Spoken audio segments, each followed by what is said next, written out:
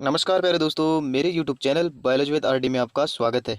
आज के इस सेशन में हम डिस्कस करेंगे मानव पाचन तंत्र से संबंधित अति महत्वपूर्ण प्रश्नोत्तरी। दोस्तों, पिछली भर्ती परीक्षाओं में जितने भी मानव पाचन तंत्र से संबंधित प्रश्न पूछे गए हैं, उनको एक साथ इन दो वीडियो के माध्यम से आपके सामने डिस्कस कर रहा हूँ। तो आप बने रहना वीडियो के अंत तक। यदि आपने अभी तक मेरे YouTube channel biology with RD को सब्सक्राइब नहीं किया है तो सब्सक्राइब कर लें और बेल आइकन को जरूर प्रेस कर लें, ताकि नई वीडियो की नोटिफिकेशन आप तक जरूर पहुँच जाए। तो दोस्तों, बने रहना वीडियो के अंत तक। चलिए स्टार्ट करते हैं। पहला प्रश्न, भोजन के किस वर्ग में प्रति यूनिट कैलोरी की मात्रा सर्वाधिक होती है? विटामिन, वसा, कार्बोहाइड्रेट, प्रोटीन। तो दोस्तों, इसका राइट आंसर हो जाएगा वसा, क्योंकि वसा से सर्वाधिक प्रति यूनिट कैलोरी की मात्रा प्राप्त होती है। वसा से लगभग 9 किलो कैलोरी ऊर्जा प्राप्त होती है, जबकि कार्बोहाइड्रेट से 4.2 किलो कैलोरी ऊर्जा प्राप्त होती है, जबकि प्रोटीन से भी 4.2 किलो कैलोरी ऊर्जा प्राप्त होती है। दोस्तों, आपको इन तीनों को ध्यान रखना है। ओके दोस्तों, देखते हैं नेक्स्ट प्रश्न। इसका राइट आंसर हो जाएगा वसा। वसा में प्रति यूनिट कैलोरी की मात्रा सर्वाधिक होती है। देखते हैं नेक्स्ट प्रश्न। शरीर में अतिरिक्त ग्लूकोज ग्लाइकोजन में परिवर्तित होकर किस में भंडारित रहता है? पित्त से, यकृत, अमाशय, अग्नाशय।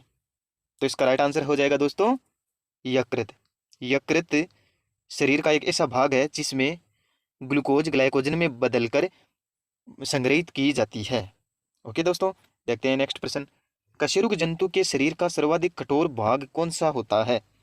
डेंटाइन, कॉन्ड्रीन, किरेटिन या इनेमल। तो इसका राइट आंसर हो जाएगा दोस्तों इनेमल। हमारे शरीर का सर्वाधिक कठोर भाग कौन सा होता है? इनेमल होता है, जो कि धातु की ऊपरी परत को इनेमल बोला जाता है। ओके दोस्तों, देखते हैं नेक्स्ट प्रश्न। मानव दंत सूत्र क्या होता है? दोस्तों, मानव दंत सूत्र की बात करें, तो मानव में दंत सूत्र होता है 21, 23 अपॉन 21, 23। ओके दोस्तों, इंपॉर्टेंट कर लेना, बहुत बार एग्जाम में पूछा जा चुका है। और एक दी बच्चों में दंत सूत्र की बात करें तो 2102 अपॉन 2102। इन दोनों प्रश्नों को वेरी इंपॉर्टेंट कर लेना दोस्तों, बहुत बार पूछा जा चुका है। ओके दोस्तों, देखते हैं तो इसका राइट आंसर क्या हो जाएगा दोस्तों? इसका राइट आंसर हो जाएगा बी, 2123 अपॉन 2123। ओके, देखते हैं नेक्स्ट प्रश्न। जंतु जो स्वयं के मल का भक्षण करते हैं वे कहलाते हैं सेंग्विवोरस, फ्रूगिवोरस, विष्ठाभोजी या डेट्राइटिवोरस। तो इसका राइट आंसर हो जाएगा दोस्तों विष्ठाभोजी। विष्ठाभोजी ऐसे जंतु होते हैं जो स्वयं के मल का भक्षण करते हैं। ओके दोस्तों, देखते हैं नेक्स्ट प्रश्न। जठर रस का पीएच कितना होता है? 1.5 से 2, 4 से 5, 6 से 7 या 8 से 8.5। जठर रस की पीएच लगभग कितनी होती है? 1.5 से 2 होती है दोस्तों, ध्यान रखना दोस्तों। देखते हैं नेक्स्ट प्रश्न। कौन सा एंजाइम दूध की प्रोटीन को कैल्शियम पेराकेसिनेट में परिवर्तित करता है? ट्रिप्सिन, लैक्टोज, रेनिन या एमाइलेज। दूध की प्रोटीन को कैल्शियम पेराकेसिनेट में परिवर्तित करता है दोस्तों। इसका राइट आंसर हो जाएगा सी, रेनिन।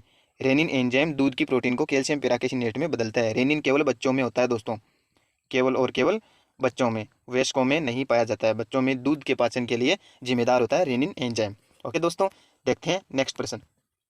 HCl का स्रावण करने वाली कोशिकाएं जाइमोजन कोशिकाएं, ऑक्जेंटिक कोशिकाएं, कुफर कोशिकाएं या श्लेष्मा कोशिकाएं। तो इसका राइट आंसर हो जाएगा दोस्तों ऑक्जेंटिक कोशिकाएं। आमाशय में पाई जाने वाली ऑक्जेंटिक कोशिकाएं HCl का स्रावण करती है, जबकि कुफर कोशिकाएं यकृत में पाई जाती है। श्लेष्मा कोशिकाएं म्यूकस या श्लेष्मा का स्रावण करती है दोस्तों। और जाइमोजन कोशिका किसका स्रावण करती है? पेप्सिन का। ओके दोस्तों, इन चारों को आप ध्यान में रखना। देखते हैं नेक्स्ट प्रश्न। ब्रूनर ग्रंथि किसका स्रावण करती है? क्षारीय म्यूकस का, अम्लीय एंजाइम का, पाचक हार्मोन का, क्षारीय पाचक रस का। तो इसका राइट आंसर क्या हो जाएगा दोस्तों? ब्रूनर ग्रंथि द्वारा क्षारीय म्यूकस का स्रावण किया जाता है। ब्रूनर ग्रंथि छोटी आंत में पाई जाती है और यह क्षारीय म्यूकस का स्राव करती है। ओके दोस्तों, देखते हैं नेक्स्ट प्रश्न। पेप्सिन किसके पाचन में ट्रिप्सिन से भिन्न होता है दोस्तों? ग्रहणी के अम्लीय माध्यम में प्रोटीन के पाचन से, ग्रहणी के क्षारीय माध्यम में प्रोटीन के पाचन से, अमाशय के क्षारीय माध्यम में प्रोटीन के पाचन से, या अमाशय के अम्लीय माध्यम में प्रोटीन के पाचन से। तो दोस्तों पेप्सिन हो गई, ग्रहणी में अम्लीय माध्यम होता नहीं है, ये गलत हो गया दोस्तों। ग्रहणी के क्षारीय माध्यम में प्रोटीन के पाचन के लिए क्या जिम्मेदार होता है दोस्तों? ट्रिप्सिन जिम्मेदार होता है। इसका होगा ट्रिप्सिन। ट्रिप्सिन एंजाइम ग्रहणी में क्षारीय माध्यम में प्रोटीन का पाचन करता है, जबकि पेप्सिन अमाशय में अम्लीय माध्यम में, अमाशय के अम्लीय माध्यम में प्रोटीन का पाचन करता है दोस्तों। दोनों को ध्यान रखना, वेरी इंपॉर्टेंट कर लेना दोस्तों, पूछा जा सकता है। इसका राइट आंसर हो जाएगा पेप्सिन अमाशय के, सॉरी दोस्तों, इसका राइट आंसर हो जाएगा पेप्सिन अमाशय के अम्लीय माध्यम में प्रोटीन का पाचन करता है। ओके, देखते हैं नेक्स्ट क्वेश्चन। क्षार में एमाइलेज का पीएच क्या होता है? 6, 6.8, 7.2 या 8? लार में एमाइलेज का पीएच क्या होता है? तो इसका राइट आंसर हो जाएगा दोस्तों 6.8। ओके दोस्तों, देखते हैं नेक्स्ट प्रश्न। अग्नाशय रस में होता है trypsin, lipase, maltose. B option है pepsin, trypsin, maltose. C option है ट्रिप्सिन, काइमोट्रिप्सिन, एमाइलेज तथा लाइपेज। फोर्थ ऑप्शन है ट्रिप्सिन, पेप्सिन, एमाइलेज। तो इसका राइट आंसर हो जाएगा दोस्तों सी, ट्रिप्सिन, काइमोट्रिप्सिन, एमाइलेज या लाइपेज। ये चारों अग्नाशय रस में शामिल किए जाते हैं। ओके दोस्तों, ध्यान रखना। देखते हैं नेक्स्ट प्रश्न। जाइमोजन कोशिकाएं स्रावित करती है। जाइमोजन कोशिकाएं किसका स्रावण करती हैं दोस्तों? HCl, रेनिन, पेप्सिन या ट्रिप्सिन? तो इसका राइट आंसर क्या हो जाएगा दोस्तों? इसका राइट आंसर होगा पेप्सिन। पेप्सिन एंजाइम का स्रावण जाइमोजन कोशिकाएं करती है, जो कि अमाशय में उपस्थित होती है। जाइमोजन कोशिकाएं कहाँ उपस्थित होती है दोस्तों? अमाशय में। ओके, देखते हैं नेक्स्ट प्रश्न। जीवा के पास उपस्थित लिम्फ ऊतक का एक युग्म कहलाता है? Thyroid, tonsil, epiglottis, adenoid? तो इसका राइट आंसर हो जाएगा दोस्तों लिम्फ ऊतक, जो कि जीवा के पास उपस्थित होता है टॉन्सिल। ओके दोस्तों, देखते हैं नेक्स्ट प्रश्न। ब्रुंद्र ग्रंथियां कहाँ पाई जाती है? ब्रुंद्र ग्रंथियां, जो कि थोड़ी देर पहले हमने पढ़ा है, म्यूकस या श्लेष्मा का स्रावण करती है, क्षारीय म्यूकस का स्रावण करती है दोस्तों। किस में पाई जाती है? ए ऑप्शन है अमाशय की सब म्यूकोसा में, इलियम की म्यूकोसा में, ड्यूडेनम की सब म्यूकोसा में या गर्शिका की म्यूकोसा में? तो दोस्तों इसका राइट आंसर हो जाएगा इलियम की म्यूकोसा में ब्रुंद्र ग्रंथियां पाई जाती है। बी आंसर हो जाएगा दोस्तों इसका। ब्रुंद्र ग्रंथियां छोटी आंत में पाई जाती है। यदि छोटी आंत में भी पूछे तो छोटी आंत 3 भाग हो जाते हैं छोटी आंत के, इलियम, ड्यूडेनम और जेजुनम। इलियम छोटी आंत का सबसे लंबा भाग है दोस्तों, और ड्यूडेनम छोटी आंत का सबसे छोटा भाग है। ओके दोस्तों, देखते हैं नेक्स्ट प्रश्न। तो इसका राइट आंसर हो जाएगा ब्रुंद्र ग्रंथियां किसका कहाँ पाई जाती है? इलियम की म्यूकोसा में। देखते हैं नेक्स्ट प्रश्न। फ्रेनुलम क्या है? ग्रसनी की भित्ति पर उपस्थित ग्रंथिनुमा भाग।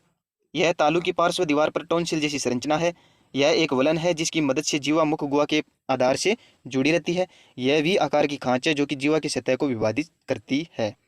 इसका राइट आंसर हो जाएगा दोस्तों सी, फ्रेन्यूलम एक ऐसी संरचना है जो कि वलन के रूप में पाई जाती है और यह जीवा को मुख गुहा के आधार से जोड़ती है। ओके दोस्तों, देखते हैं नेक्स्ट प्रश्न।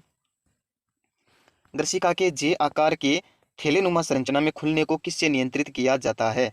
जे आकार के थैलेनुमा, जे आकार का कौन हो गया दोस्तों?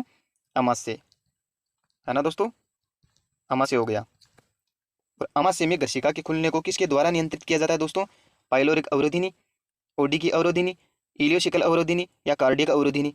तो इसका राइट आंसर हो जाएगा दोस्तों कार्डियक अवरोधिनी। ओके दोस्तों, देखते हैं नेक्स्ट प्रश्न। निम्नलिखित में से सामान्य व्यक्ति में पाचन से संबंधित गलत कथन का चुनाव करना है दोस्तों। गलत कथन। मानव लार आंशिक अम्लीय होती है, बिल्कुल सही कथन है दोस्तों।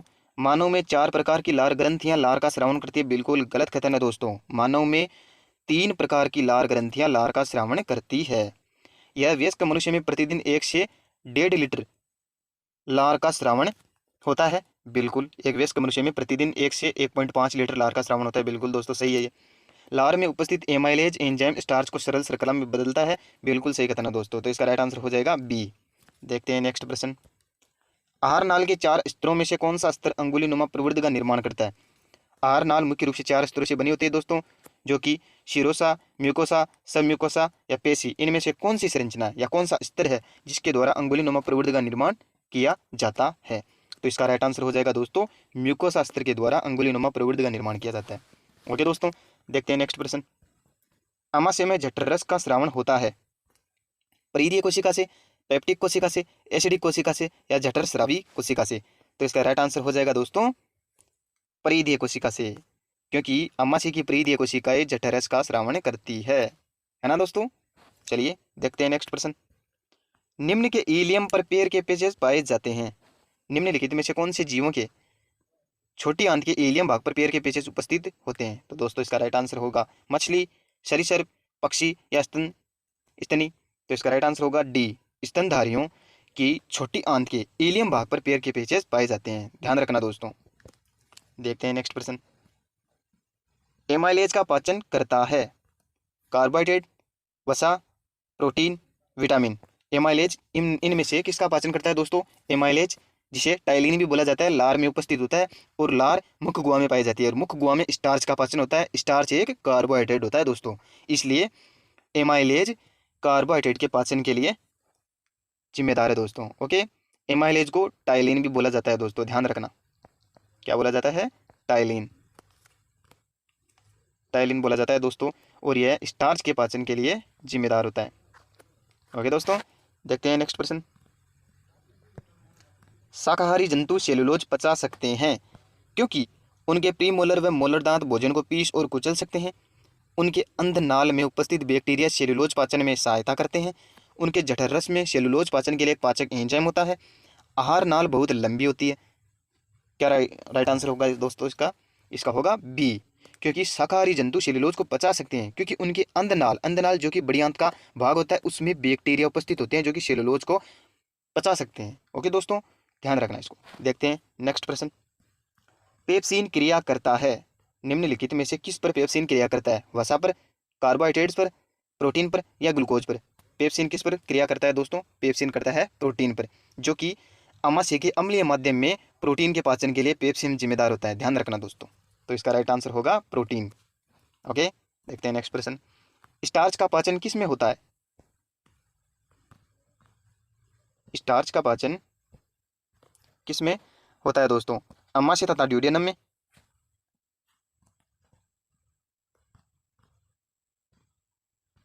आमाशय तथा ड्यूडेनम में, मुख गुहा तथा ड्यूडेनम में, मुख गुहा तथा गर्शिका में या फिर केवल ड्यूडेनम में। स्टार्च का पाचन मुख गुहा एवं ड्यूडेनम में होता है दोस्तों, ध्यान रखना। ड्यूडेनम छोटी आंत का भाग है, इसलिए मुख गुहा और ड्यूडेनम में स्टार्च का पाचन होता है। मुख गुहा में लगभग 30% होता है दोस्तों, बाकी छोटी आंत के ड्यूडेनम भाग में देखने को मिलता है। ओके, देखते हैं नेक्स्ट प्रश्न। इनवर्टेज एंजाइम जल अवघटन करता है सुक्रोज को ग्लूकोज व फ्रक्टोज में, ग्लूकोज को सुक्रोज में, स्टार्च को माल्टोज में, स्टार्च को सुक्रोज में। तो इसका राइट आंसर होगा दोस्तों सुक्रोज को ग्लूकोज व फ्रक्टोज में बदलता है इनवर्टेज एंजाइम, ध्यान रखना दोस्तों, वेरी इंपॉर्टेंट। ओके, देखते हैं नेक्स्ट प्रश्न। ट्रिप्सिन एंजाइम का कार्य है, इसके विपरीत पहले एक प्रश्न डिस्कस कर चुके हैं पेप्सिन के बारे में, उसके विपरीत यह प्रश्न आ गया फिर से। देखते हैं, प्रोटीन ट्रिप्सिन एंजाइम का कार्य है प्रोटीन का ग्रहणी के अम्लीय माध्यम में। दोस्तों ग्रहणी में अम्लीय माध्यम नहीं होता, ये तो ऐसे ही गलत हो गया। प्रोटीन का आंत के क्षारीय माध्यम में पाचन करता है दोस्तों, प्रोटीन का आमाशय के अम्लीय माध्यम में नहीं दोस्तों, इसका तो पेप्सिन है। पेप्सिन एंजाइम प्रोटीन का पाचन आमाशय के अम्लीय माध्यम में करता है, इंपॉर्टेंट है दोस्तों। और ट्रिप्सिन प्रोटीन का आंत के क्षारीय माध्यम में पाचन करता है, इसका राइट आंसर ये होगा। तो इसका आंसर होगा बी, इंपॉर्टेंट है दोस्तों, ध्यान रखना।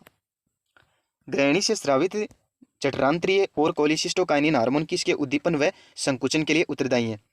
अग्नाशय और पित्ताशय, यकृत, पित्ताशय और अग्नाशय, पित्ताशय और जठर ग्रंथि की कोशिका, लार ग्रंथि और पित्ताशय। तो इसका राइट आंसर होगा दोस्तों अग्नाशय और पित्ताशय। ग्रहणी से स्रावित जठरांत्रिय रस अग्नाशय के उद्दीपन और कोलिसिस्टोकाइनिन हार्मोन पित्ताशय के संकुचन के लिए जिम्मेदार होते हैं, वेरी इंपॉर्टेंट है दोस्तों, ध्यान रखना इसको भी। दोस्तों ये सारे प्रश्न पिछली भर्ती परीक्षाओं में पूछे गए हैं और बार बार यही प्रश्न रिपीट होते हैं दोस्तों, इसलिए ध्यान रखना और वीडियो को ज़्यादा से ज़्यादा शेयर करें अपने दोस्तों के साथ। ओके दोस्तों, देखते हैं नेक्स्ट प्रश्न है, आंत की असामान्य गति की बारंबारता और मल का अत्यधिक पतला हो जाना क्या कहलाता है। वमन, अपच, कब्ज या डायरिया। तो दोस्तों आंत की असामान्य गति की बारंबारता हो जाती है और मल का अत्यधिक पतला हो जाना डायरिया होता है दोस्तों। ये भी एनसीईआरटी की एक सीधी लाइन से बना हुआ प्रश्न है और आया हुआ है भर्ती परीक्षाओं में, तो इसे ध्यान रखना दोस्तों। देखते हैं नेक्स्ट प्रश्न। मानव की लार के सही संगठन को बताने वाले हैं एमाइलेज और हाइड्रोलेज, विद्युत अपघट्य एमाइलेज, लाइसोजाइम तथा श्लेष्मा, एमाइलेज या टाइलिन या श्लेष्मा, केवल टाइलिन। तो इसका राइट आंसर होगा दोस्तों मानव की लार में विद्युत अपघट्य एमाइलेज, लाइसोजाइम और श्लेष्मा पाए जाते हैं। इसका राइट आंसर होगा बी, लाइसोजाइम दोस्तों जीवाणु की वृद्धि को संदमित करता है। यह लार के अलावा लार एवं आंसू में पाया जाता है। वेरी इंपॉर्टेंट कर लेना दोस्तों, 3 चीजें पूछी जा सकती हैं आंसू में। लाइसोजाइम लार के अलावा आंसू में भी पाया जाता है। लाइसोजाइम जीवाणु के वृद्धि को संदमित करता है, मतलब उन्हें नष्ट करता है जीवाणुओं को लाइसोजाइम, इसलिए इंपॉर्टेंट हो गया। देखते हैं दोस्तों नेक्स्ट प्रश्न। आहार नाल के किस भाग में सहजीवी सूक्ष्म जीव पाए जाते हैं? आहार नाल के किस भाग में सहजीवी सूक्ष्म जीव पाए जाते हैं? वृहदांत्र, क्षुदांत्र, अंधनाल या मलाशय? तो दोस्तों इसका राइट आंसर होगा अंधनाल। अंधनाल बड़ी आंत का भाग है दोस्तों, अंधनाल बड़ी आंत का भाग है और अंधनाल में सहजीवी सूक्ष्म जीव पाए जाते हैं। देखते हैं नेक्स्ट प्रश्न। अग्नाशय का अंतःस्रावी भाग स्रावित करता है इंसुलिन तथा अग्नाशय रस, ग्लूकेगोन तथा अग्नाशय रस, इंसुलिन तथा ग्लूकेगोन, इंसुलिन, ग्लूकेगोन तथा अग्नाशय रस। तो इसका राइट आंसर होगा दोस्तों इंसुलिन, ग्लूकेगोन और अग्नाशय रस, इन तीनों का स्राव अग्नाशय की अंतःस्रावी भाग द्वारा किया जाता है। ओके दोस्तों, देखते हैं नेक्स्ट प्रश्न। निम्नलिखित में से पित्त रस की विशेषता है? इसमें एंजाइम नहीं होता है। बिल्कुल सही बात है दोस्तों, पित्त रस में एंजाइम नहीं होता है, जबकि इसमें बिलीरुबिन, बिलीवर्डिन नामक वर्णक और कोलेस्ट्रॉल पाया जाता है। ओके दोस्तों, इसमें ट्रिप्सिन पाया जाता है नहीं दोस्तों, एंजाइम होता ही नहीं है इसमें। यह अम्लीय प्रकृति का नहीं दोस्तों, यह क्षारीय प्रकृति का होता है। पित्त रस किस प्रकृति का होता है? क्षारीय प्रकृति का होता है। इंपॉर्टेंट है दोस्तों, याद रखना। लाइपेज पाया जाता है नहीं दोस्तों, इसमें एंजाइम पाया ही नहीं जाता है। ओके दोस्तों, ये वैसे गलत हो गया, तो इसका राइट आंसर होगा इसमें एंजाइम नहीं पाए जाते हैं। बिल्कुल सही कथन है पित्त रस के बारे में। ओके दोस्तों, देखते हैं नेक्स्ट प्रश्न।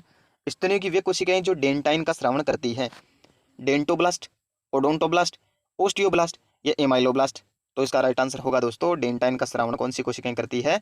ओडोंटोब्लास्ट, जबकि ओस्टियोब्लास्ट अस्थि में पाई जाती है। कहाँ पाई जाती है दोस्तों? अस्थि में। पूछा जा सकता है निम्नलिखित में से कौन सी कोशिकाएं अस्थि में पाई जाती है, अस्थि का निर्माण करती है? ओस्टियोब्लास्ट होती है और एमाइलोब्लास्ट इनेमल का निर्माण करती है।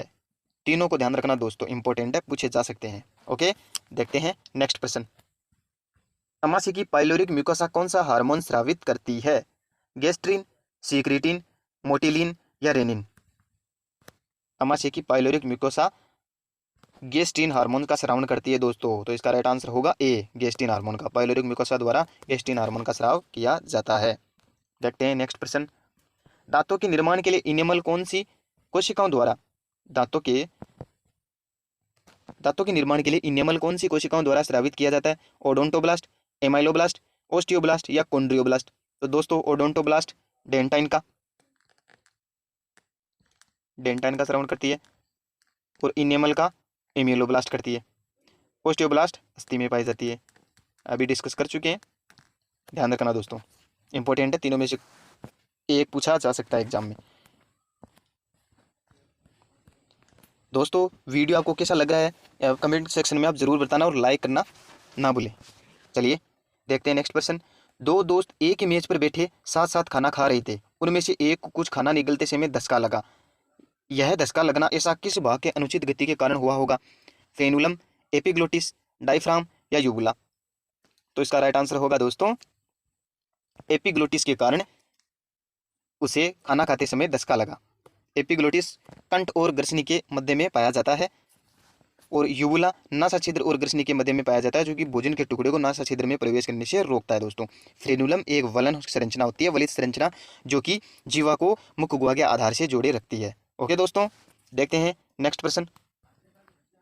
किस प्रकार के अंग के सही तौर पर कार्य नहीं करने के कारण एक व्यक्ति की विष्ठा का रंग सफेद धूसर हो जाता है? अग्नाशय, प्लीहा, वर्कक, यकृत? तो इसका राइट आंसर होगा दोस्तों यकृत, क्योंकि यकृत से वर्णकों का निर्माण होता है पित्त रस के माध्यम से। बिलीरुबिन, बिलीवर्डिन, कोलेस्ट्रॉल इत्यादि कुछ बाइकार्बोनेट्स आयन आदि पितरस के माध्यम से स्रावित किए जाते हैं, लेकिन यकृत एक ऐसा इसमें वर्णक होते हैं जो कि विष्ठा को रंग प्रदान करने का कार्य करते हैं, बिलीरुबिन और बिलीवर्डिन। ध्यान रखना दोस्तों। ओके, देखते हैं नेक्स्ट प्रश्न। क्वाशियोरकोर रोग किस कमी से होता है? आयोडीन, प्रोटीन, विटामिन, लोहा। क्वाशियोरकोर रोग होता है दोस्तों प्रोटीन की कमी से। ध्यान रखना दोस्तों इसे, क्वाशियोरकोर रोग प्रोटीन की कमी से होता है।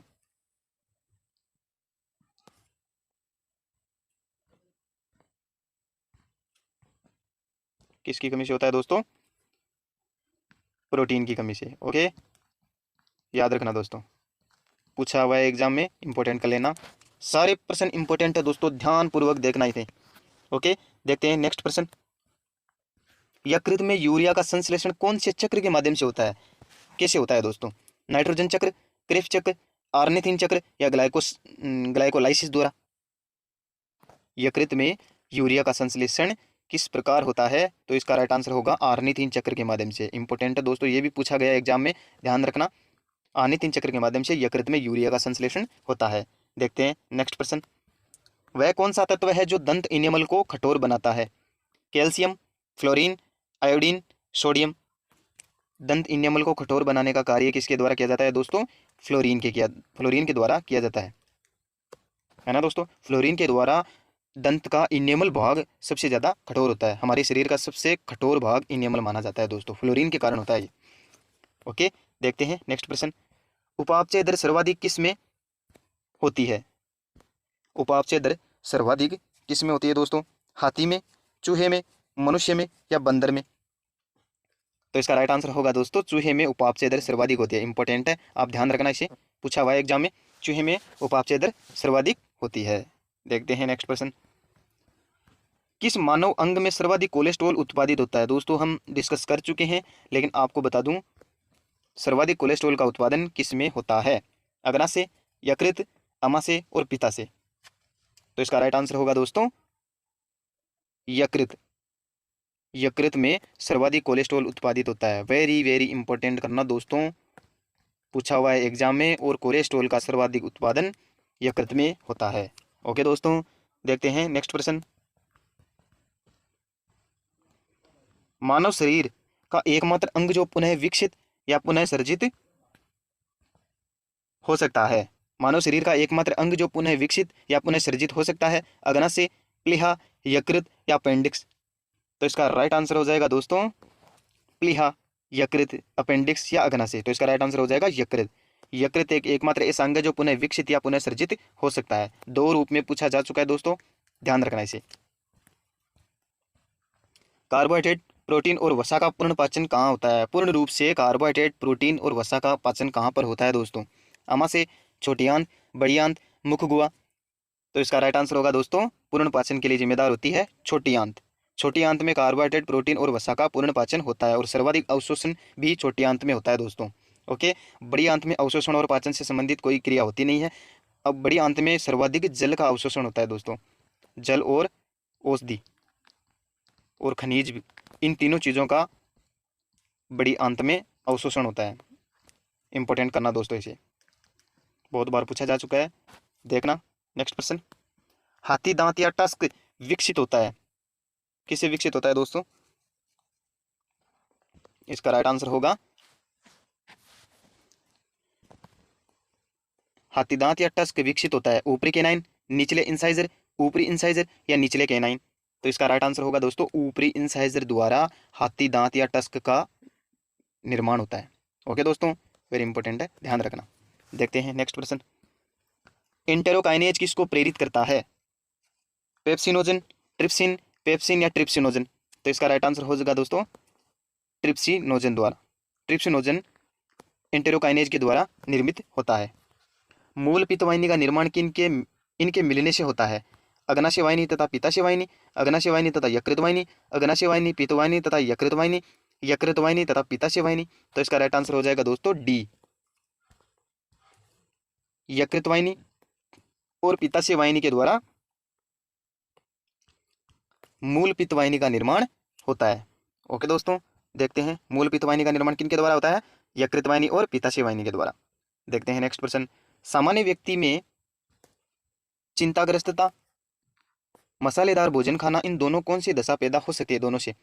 यदि एक सामान्य व्यक्ति में चिंता हो रखी है और वो मसालेदार भोजन करता है तो उसमें अपचन, पीलिया, वमन या डायरिया में से कौन सी दशा पैदा हो सकती है? ये दोस्तों एनसीईआरटी से डायरेक्ट लाइन उठाकर प्रश्न पूछा गया है, तो आप ध्यान रखना इसे। इसका राइट आंसर होगा अपचन की स्थिति या अपाचन की स्थिति में चिंताग्रस्तता और मसालेदार भोजन, इन दोनों से यह अपचन की स्थिति पैदा हो जाती है। निम्नलिखित में से कोलिसिस्टोकाइनिन का कार्य क्या होता है? HCl का स्रावण, म्यूकस का स्रावण, पित्त का स्रावण, बाइकार्बोनेट्स आयन तथा जाइमोजन का स्रावण। तो इसका राइट आंसर होगा दोस्तों पित्त का स्रावण। कोलिसिस्टोकाइनिन हार्मोन पित्ताशय में संकुचन पैदा करता है दोस्तों, और पित्ताशय में संग्रहित पित्तरस वहां से स्रावित किया जाता है। पित्त का स्रावण का कार्य करता है कोलिसिस्टोकाइनिन, इनडायरेक्टली रूप से यह पित्त का स्रावण करता है। तो दोस्तों वीडियो कैसा लगा आप कमेंट सेक्शन में ज़रूर बताएं, और आज के लिए इतना ही। देखते हैं, मिलते हैं एक नए टॉपिक के साथ नई वीडियो में। चैनल को सब्सक्राइब कर लें और बेल आइकन को जरूर दबा लें ताकि नई वीडियो की नोटिफिकेशन आप तक पहुंच जाए। चलिए दोस्तों आज के लिए इतना ही, धन्यवाद, थैंक यू, जय हिंद, जय भारत।